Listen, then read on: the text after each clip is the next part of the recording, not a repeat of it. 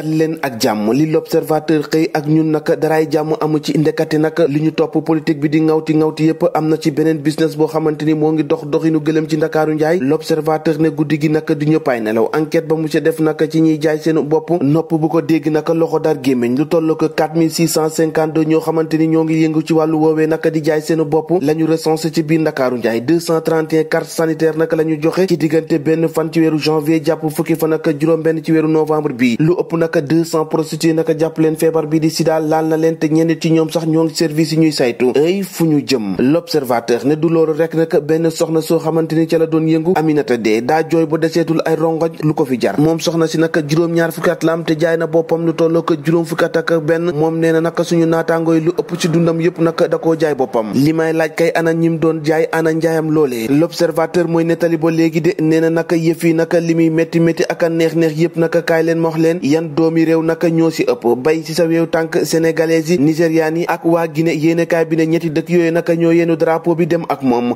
waaye naka fu ñu waxee ab njaay am na ku taxaw ngir jënd ana ñooñee ak ñan lañu ñun sax liñ ci xam daa bariwul. ñu teg loolee te wax ci coow li nga xamante ni moo topp commissaire yi ci dëkk bi. L'As Quotidien agent yu commissariat bu Kébémer ñoom ñëpp nag la ñu sanctionné xaw ma lu ñu def waaye réer. yéenekaay bi ji ñu jéem a nettali nee na ab incident boo xamante ni si moo dal ci kaw Mansour Faye taxawaay ba desandi ñu ajandi leen ba jëmmi jamono. moom Mansour Faye nee na ay bëtam moo ko may moo fekkee moom sax moo jël téléphone am woo commissaire bi. commissaire bu jëppal nag ni ki démb ak tey coow lu rëy moo ko topp gannaaw nag arrestation Barthélémy Diaz. source a nataalu commissaire bi nag ak Barthélémy Diaz ñu mel ni ñaay bëre nag takk la ko commissaire bi def naan ko xaw ma kenn waaye fii moom doo fi jaaree. yéenekaay bi ne nag ab raak dëgg-dëgg mooy xeeñ ci dikkaanu Ndakaaru. waaye moom Barthélémy Diaz nee na nag du bàyyi tey du bàyyi ëllëg fa mu ngoy moom na leen leer ne foofa lay jàpp. alerte quotidien ne ndéem sax libéré nañu ko waaye nag faaw ñu révolté wu ba ñu xam ne nag ay góor yàlla dëgg lañu ko seqat. le Témoin quotidien li police ak préfet nekkee mbaa nekkul di may Barthélémy Dias doole ndax bët bu set nag am Barthélémy Dias indi Barthélémy Dias te lii daay tax nag askan wi gën koo xam. le mandat ak kàdduy Barthélémy Dias nag gannaaw ba ñu ko mayee afiya nee na leen muy métti wala sax muy tàng damay battre campagne ba lu ma si góobee rek gar ko. Walf Quotidien jàpp gi ñuy jàpp nag kujje gi ak di leen di bàyyi ba noppi nag di leen di buntu xataal. yéenekaay bi ne mbaadu Antoine Félix Diome daa tàmbalee janaxe. le Quotidien moom janaxewul ndax fexe na bu xam nag liy yëngu ci àll bi la mu wax moom Barthélémy Dias nee na nag yoon may na ko mu dem fa ko neex jaar fa ko neex. Soham Wardini ci biir yéenekaay bi bëgg-bëggaam yépp mooy fësal la mu def ci diwaanu Ndakaaru ci jamono joojee nag waa coalition Yewwi Askan Wi wax na seen mandataires yi nag pare leen ku parewul ku ne nag waa Ndakaaru pare nañu ngir dara rek xalif général bu Medina Baye Niass. Le Soleil Quotidien moom la xëy seq waxtaan bu yaatoo yaatu ubbil yéenekaay bi un style et des convictions yu dëgër ñoo ko lalu moom